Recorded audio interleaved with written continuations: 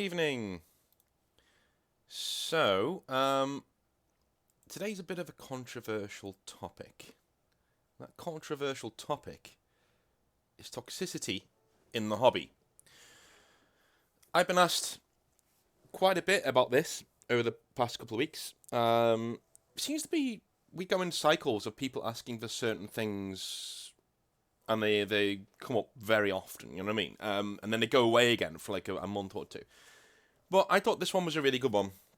A lot of people have been giving me stories of certain toxic behaviour that they've encountered in the hobby. And that's something that I wanted to share. I have 5 different things that make the hobby a little more toxic than it needs to be. Again, controversial video, and I'm fully aware that these are just my opinions. I'm not spouting this as fact. You know, these are things that I've seen and that annoy me. And that's about it. Like, I don't want to go into any more than that. I just want to make sure that, you know, everyone's getting a fair hearing here. And that I've picked out 5 problems. And I've associated with those problems a one-word answer, whether they're actually happening, in my opinion, in the hobby or not. So, and I will... Spoiler, a lot of them are. So, first thing I wanted to talk about was gatekeeping. And we've talked about this in another video. I don't believe it's happening on a grand scale within the hobby at all. I've not really seen anybody being chased out of a group or told to leave or excluded simply because of who they are or what they believe. I've never seen that happen. And I've been to many events. I've been in, as you probably can tell, many stores over many different events, and I've never seen this happening over the last, well, since 2015. So that's 7 years of near constant hobbying, you know, and I've never seen this happen. I have seen people excluding through choice. So I have seen people say, look, we don't want that kind of behaviour here.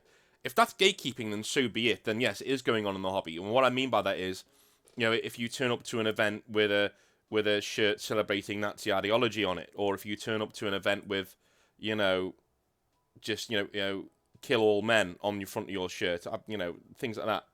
No, get out, right? Yeah, okay, yeah. I don't call it gatekeeping. I call it house cleaning or housekeeping. We're just cleaning house. We're just making sure that people over here are here with the best interest of everybody here at heart. I don't want one of these psychos turning up one day with a knife and knifing somebody because our roll went wrong or something, right? Because people who wear things like that, people who try and provoke people in such a way by wearing stuff like that, in general, right, they're unstable. And one day they're going to snap. And they're a ticking time bomb, and I don't want them around my hobby friends when it goes off. So that I do think housekeeping is going on in the hobby. I don't think gatekeeping is. Okay, gatekeeping is somebody like a woman coming into the hobby and wants to be, you know, and wants to go and collect, I don't know, towel or something. I don't know, right? And then somebody comes in and's like, oh no, I don't want to play her like she's a woman and she doesn't know what she's talking about. That's gatekeeping to me. That's being an asshole. That's just making sure that, oh no, you know, I don't want them in the hobby. They're gonna ruin everything and they're gonna no, yeah. Just because they're different from you, okay? There is a very, I am aware there's a grey area here. But I don't care. And one of them, they're 2 different things. With gatekeeping, you're keeping people out because they have perfectly valid worldviews and things like that. They just don't agree with yours, right? They have worldviews that don't harm anyone else, but they just don't agree with yours, and so you don't want them in your hobby. Your hobby's your little thing, you don't want anyone touching it. That's gatekeeping, all right? Gatekeeping is not telling somebody that their t-shirt isn't appropriate and telling them to either replace it or get the fuck out. That's not gatekeeping. That's house cleaning, right? You know? House cleaning is somebody coming into a store and spouting off political ideologies and trying to convert people to their way of thinking in a hobby store, but all you want to do is roll some dice with your friends. Telling that person to leave, either shut the fuck up or leave, is housekeeping. I do it all the time on the Discord channel. It's housekeeping, right? You just, no, that's not acceptable here, go away. Gatekeeping is the other way around. Gatekeeping is somebody who is completely normal, is just different to you, and you want to keep them away from the hobby. I've not seen that happening. Now, I will get... This will bring me into my next point. It's my second thing. Are people, say, an attractive woman who comes into a hobby store, are they being gate kept by proxy? And what I mean by that is, are they being looked at in a certain way? Are they being talked about in a certain way? Are they being sniggered at in a certain way because they're very good looking? Probably, yeah. Okay, that's one thing I will give you. If we're saying that's gatekeeping, that's one thing I will give you, yes. I don't think it is, because all of those people in that store would want to play a 40k game with that person simply because of the way they look. That goes into something else, which I'm going to bring up in a minute. So I don't think it's gatekeeping, but I do think it's wrong and it shouldn't happen in the hobby. You should be able to come in and just do what you want. On the flip side of that, and I have had a message to do with this, what do you do if you like somebody in the hobby? If you are attracted to somebody in the hobby, what I would say is play that person and treat them as a friend, and don't listen to the friend zone people. Right, that person is at the store or at the hobby group for friends. Right. Now, the only people who say that that's you're going to get in the friend zone and things like that are people who can't pick up signs. If that person is attracted to you back, I'm telling you now, you play one game of 40k with them and you'll know within 10 minutes. Right? You will know. There's that chemistry there. You will know within 10 minutes. You'll be like, okay, I need to find out if this person's single or not because, this is going well. Right? So that's how I would approach somebody being attractive in the hobby who's nearby. Just play a game with them, treat them as a friend, and just leave it at that until you get that vibe where you're like, oh, okay, right, okay. And if you think you're going to be in the friend zone, you probably need to not do therapy, but get some practice in of speaking to the opposite sex, because you're only friend zoned if you're alarming people. In my and it's happened to me in the past. It's happened to me. Especially in my early 20s, it was happening to me a lot, where I'd get friend zoned, either because I was really nice, or because people were just like, coming on a bit strong, or, just friend zone you, just put you over there in the little box. So that's gatekeeping. No, I don't think it's happening in the hobby, on a grand scale at least. There are exceptions to every rule, yes. So if you've come across gatekeeping in the hobby, that doesn't mean it's happening everywhere. It means it's happened to you, and I'm very sorry for that. But it's not, from my own experience, it's 7 years now of near constant gaming and constant talking to hobbyists. I don't think it's happening, right? And I talk to hobbyists of every race, gender, creed, whatever, and I don't think it's happening. House cleaning, sure, that's happening, and it needs to keep happening too, because we need to hold the hobby to a specific standard. Alright, that's the first thing. Number 2, white knighting. Okay, this is something that is coming up a lot these days, and that is people in the hobby standing up for, quote-unquote, minorities and especially attractive women in the hobby. This annoys me no end. If that person has a problem, they will tell everyone that they have a problem, right? There's no need to charge in and, virtue signal and say, I'm championing this person and this person. Da, da, da, da, da. It's cringy. We all know what you really want. It's creepy, and stop doing it. Right? Also, the straw man fallacy, and white knighting is going on in the hobby. I've seen it. Several groups now, right? We had a guy, I'm going to call him Steve.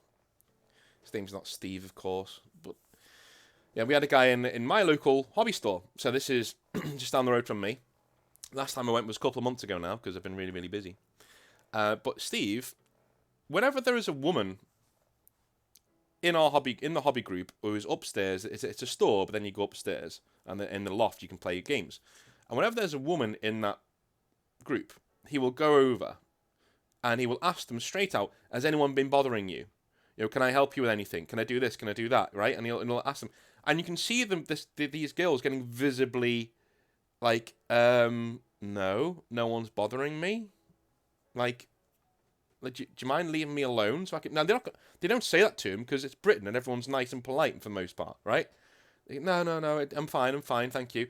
How do you think the guy playing against this girl feels when another bloke comes over and starts white knighting like that? Is anyone bothering you? Is this game going okay? He says it in a very accusatory manner, The first time I saw it, I thought that they were related or something. So I just left them to it. The second time, I'm just looking at him going, like, what the fuck? You know, like what is going on here? Like, why do you keep bothering people? That's a separate woman as well, not even the same one. Like, why are you doing this? Like, no one's bothering this person. Leave it alone. Go away. Go over there somewhere. Go with your friends. What white knighting is on a very rare occasion to me, it's somebody with really good intent that comes across as really creepy. The other 99% of the time, it's really creepy guys who can never get any opportunity with women, who can never get any attention from women, and now they found a way to game the system to get attention from women, even if that attention is, oh, thanks, and then they just turn around and ignore the guy, right? When it gets persistent, that's a problem. And yes, it does happen in the hobby. I'm afraid it does happen in the hobby. White knighting does happen, right? I get the sense that, especially when there are rules disputes in our local group and things like that, we have a lot of female players in our local group, about 6 or 7, and all really cool people, but they're all really intense gamers. They want to win, and so they will query rules, and so sometimes a disagreement arises. Not shouting or getting annoyed, but just like, oh, I think it this way, and I think it's this way. But a lot of the male players who play those people, right, they're frightened to come up and say, look, I don't agree with that ruling, I'd like to check it, please, right? Because people will start white knighting and say, well, you know, so-and-so is new, or so-and-so is probably right, so you just do it that way, or you know, why are you being salty about losing? Or God forbid you're losing when you make that call. Say, look, I'm not really happy with that. Can we check it? Because you will have the white knights will become riding in. Well, you're just salty because you're losing, right? I've seen it. I've heard it, right? It's bullshit, and I hate it. And it's a straw man fallacy. If you don't know what a straw man fallacy is, one of my favorite things is you create a problem to fight. Right? The British Empire did it for a long time. Right? You create a problem and then you fight it, and you virtue signal by fighting this imaginary problem, right? And that's something that white knights definitely do. Not just white knights, but a lot of other people do it as well. But white knighting definitely does do this. It's when people call you a simp if you're just being nice. That person's probably what I call a fallen white knight. That's a white knight who's gotten so sick of white knighting and not getting anywhere with it that the minute you're nice to a female, or to somebody of the opposite sexual attraction who's going to be attracted to you, they can't stand it, and they just say, oh, simp, right? Because they don't understand what just being nice looks like. Because they view the world in this very warped way of, like, a barter system. Like, I give you nice, I stand up for you, now you touch my penis. It's like, no, that's not how the world works, mate, sorry. Sometimes you just got to be nice to people, and that's just how it goes. So white knighting definitely happens in the hobby, my own opinion. And, you know, if you've seen it, tell me in the comments, because I love reading stories like that. It makes my blood boil. But it's like a cathartic blood boil. I don't know. It's weird. I'm a masochist like that. Intellectual masochist. So, number 3, man babies. So, man babies is something that comes up a lot in messages that I get. So, man babies happens a lot. There are a lot of people within the hobby who don't like losing. And who essentially get really, really pissed off the more they lose. And if they see a game going against them, they will start getting mildly verbally aggressive. And they'll start slamming dice down. They'll start rolling dice, like, you know, across the table. They'll start in the worst case, they'll start flinging things. I've only ever lost it at the game once. And it was a comedy losing it as well. I picked up a dice, one on my own, and it was the one that did the one. And I just hurled it very high, so it didn't hit anybody, so I knew what I was doing. I hurled it across the room to a peal of applause and laughter, right? So I was so done. There was another one in university where I was playing against a guy called, I'm going to say his real name because he's a legend. I was playing against a guy called Lawrence and his Dark Angels. And if I didn't roll a treble 1 on a charge, I was probably going to win the game because Kaldor Drago was charging into a load of, I think it was like three of the Terminators that the Dark Angels have, you know, the special ones. The Knights, you know. And Drago was going to just wipe the floor with these guys. It was 7th edition, you know. He was going to wipe the floor with these guys. And I rolled a double 1. And I'd been getting appalling luck the entire game, and Lawrence immediately started laughing, like literally like burst out laughing. I walked away and I saw a cupboard, and I walked to the cupboard. I opened it and I just got inside and closed the door. And I could just hear him, like, it was only me and him in the room, and I just hear him, like, it came out and he was on the floor, like, literally crumpled up on the floor laughing. Because I just looked like a face of thunder, you know. So man babies is a thing. But being salty can be quite fun. Like, when I'm, things like that, those are really fun moments that you remember with your friends forever. Like, you remember them always. You think it's really, really funny. But when you draw the line is when it's happening all the time and it's not fun. Like, you're not being happy. You're not like, celebrating in the randomness of the game. You're now actively accusing the game of fucking you, or you're accusing your opponent of getting lots of luck, which is not their fault, right? I would say that once or twice. Maybe once would be good. Saying, look, I've been really unlucky this game. And, it's even what drives man babies on, which I try not to do. If I'm getting a lot of luck in a game and the other person says, I've been really unlucky this game, I agree with them straight away. I appease them because it's the truth. I'm like, yeah, you have been, man. Yeah, you have. Like, it's been really, really brutal. And then that pours cold water over the whole thing. They're not, most people aren't salty anymore because they know there's a person on the other side who is seeing them and has empathy with them, right? It's the people who are bad winners who say, no, it's just good tactics. Those are the people who drive on man babies. Because man babies, and when I say man babies, a lot of it's not accusatory or angry, right? It's like we've all got it in us to be pissed off with the game. It's a dice game, right? But I've played against some really terrible winners who've nearly made me snap before. And a bad winner is worse to me than a bad loser. A bad loser, at least you've won. So you get that satisfaction of, well, I won. So, in your own mind, you just leave. You just leave the table. The person being a bad loser, okay? Like, if somebody's being a bad winner, that's the worst. Because you come to the game with an honest outlook of how you want it to go and how much fun you want to have, and the other person's just shit all over it because it's amusing to them, and it's bad. And it's terrible behaviour. It's punching down, and I hate that. Right, I hate that kind of behaviour. So man babies are a thing in the hobby, but they're a thing in every hobby where dice are involved. I'm assuming you've all seen these D&D channels where they do stories about people getting salty during D&D games. Yeah, there's a man babies. It happens. Every single random chance dice game, there will be man babies, and everybody's done it at some stage. Please don't. Let's not spread that kind of behaviour. If you can possibly help it, don't do it. And if you can't help it, turn it into something humorous if you can, right? Because that'll be a memory that lasts for a long, long, long, long time. Also, people won't want to play you after a while when you're being like that. So, number 4, broken people. When I say broken people as number 4, yes, we do have a lot of broken people in the hobby. Okay? We have a lot of people in the hobby who can make it kind of toxic because they're a bit weird. And I don't want to say any more than that, really. But, the bronies who come into stores, for instance, and generally don't smell very well and have their pants around their arses and scratch their arse and then touch your models, things like that. Yep, we have a lot of those in the hobby. At least a couple in every single store I've ever been to have been broken people. These are people who need therapy. I refuse to believe that anybody in their right mind who's healthy wants to sit in their own shit and come out looking like a bag of shite and smell like a cesspool and have a My Little Pony t-shirt on with their overhanging belly coming out of the bottom of it, right? I don't think anybody wakes up in the morning and says, yes, I want to be that guy, right? I don't think that happens. I think those people need help.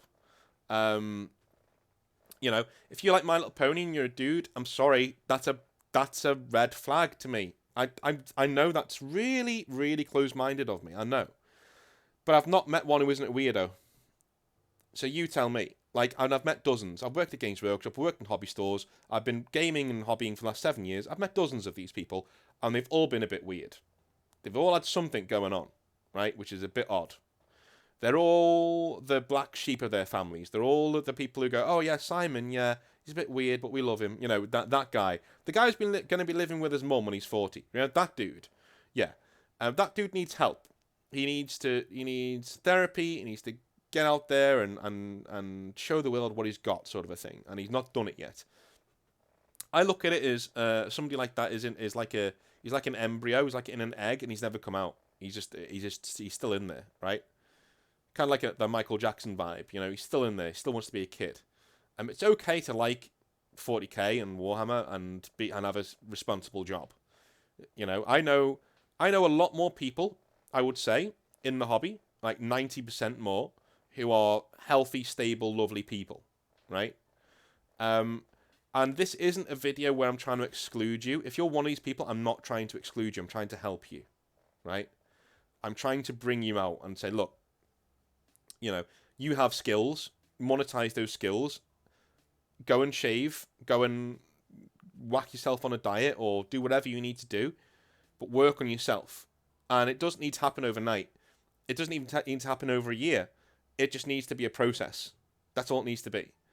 And we have a lot of broken people, and that is something that I celebrate the hobby for, is that we attract and we try and mend. But what is important is that we try and mend these people. We don't just let them in and then let them stink out the joint, right? No, they come in and we build them up. We build them. We build their confidence. We build their self-worth. So they can let go of all these trappings. They can let go of, you know, not washing every day. And they can let go of My Little Pony, despite the fact that they're 37 years of age. They can let go of all that, you know. I'm fully aware that My Little Pony has some good qualities to it. You know, there was once a girl in my university who was really into My Little Pony. But when a male is into it, I don't know. It just ticks something in my brain where I'm thinking something's wrong here. There's something going on here that isn't right, that isn't good. And whether that's right or wrong, it's still a fact, right? It's not something that's normal. That's why bronies have such a bad reputation in general, right? And again, nearly everyone that I've met has been broken in some way, and some more sinister than others. Let me just say that, right? There have been certain bronies who've been a lot more sinister than others. There have been very harmless bronies who are just really shy and need therapy to get themselves on an even keel because they've got depression and anxiety and they're shy and they don't want to talk to anyone. There's those kind of bronies, normal people but a bit askew. We're all like that. But then you get the more sinister ones. And I don't really want to go into that right now, but we do attract these broken people into the hobby. And it is important that the ones who can be saved, we try. That's all I'm going to say on that one.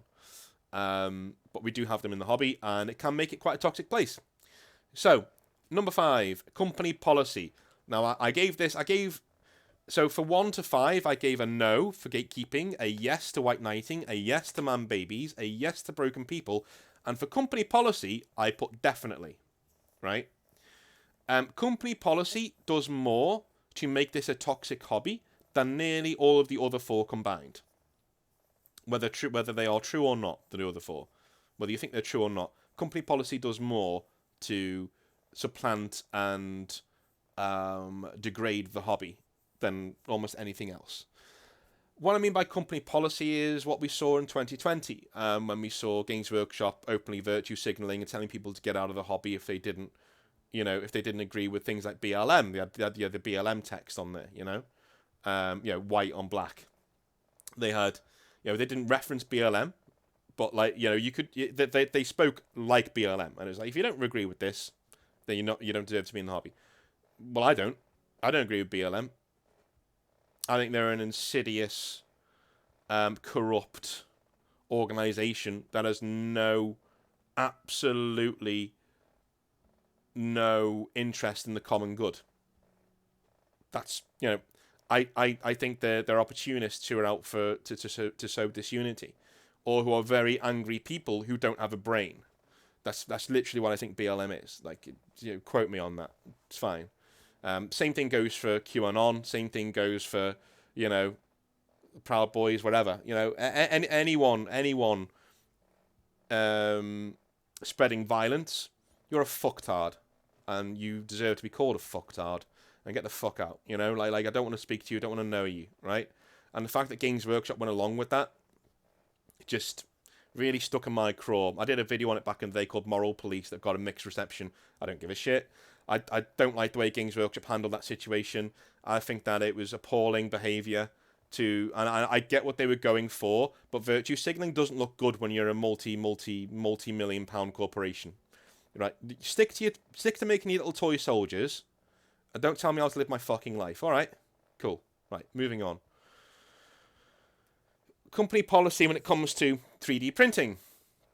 And when it comes to copyright, again, absolutely toxic. It is, and when we saw the accounts the other week, we know that the reason why they are being so toxic to their own community is because they want to make the content themselves, but they're doing a piss poor job of it. They forced, you know, the Emperor's got a text-to-speech device off of YouTube, essentially, and didn't replace it with anything. They replaced it with a bunch of cookie-cutter bullshit that's on Warhammer Plus, that is hemorrhaging subscribers daily. They seem to think that they are some kind of Marvel or Disney that can charge an extortionate sums for content that they haven't even made yet, which is untrue. It's untrue. They are a niche hobby, and they need to realise they're a niche hobby, and they need to realise how lucky they are to have people like Brother Alpha Booster championing them on the internet. Right? That's how these things need to go. Company policy does more to degrade and chip away at the hobby than anything else. It really does. But that is my... And if you saw a dichotomy there about me saying, if you spread violence, then get the fuck out of the hobby, but I'm having a go at Games Workshop for doing exactly the same thing. No. I'm doing what Games Workshop were trying to say that they were doing, but they weren't. Right? I'm literally saying, look, if you want to hurt people, then don't be here. This isn't a hobby for it, right? Okay? If you have a different political opinion to me, welcome. I love the fact you're in a hobby. Let's play a game sometime, right? If you disagree with everything about me, and even the fibre of my very being, welcome. Welcome to the hobby. I hope we play a game sometime, right? If you're out to physically hurt people or cause destruction to people's personal property because you're rending your garments and you're having little whinge about whatever world news has gone on that week that didn't concern you at all, get the fuck out. Don't want you here. And that's all I've got to say on that one, right? All right. Those are the 5 things that I think make the hobby, or can make the hobby, a quite toxic place. I didn't really want to go into toxicity, but since I was getting so many different, you know, messages about it, and even when yesterday I put a message up saying, hey, you know, does anyone have any ideas on Discord for videos you'd like to see? And most of them were about this. So I covered them all in one. Hope you all enjoyed it. Love you long time, and have a really good rest of the week. I will speak to you probably on Thursday, but we'll see. Have a good one, guys. See you later.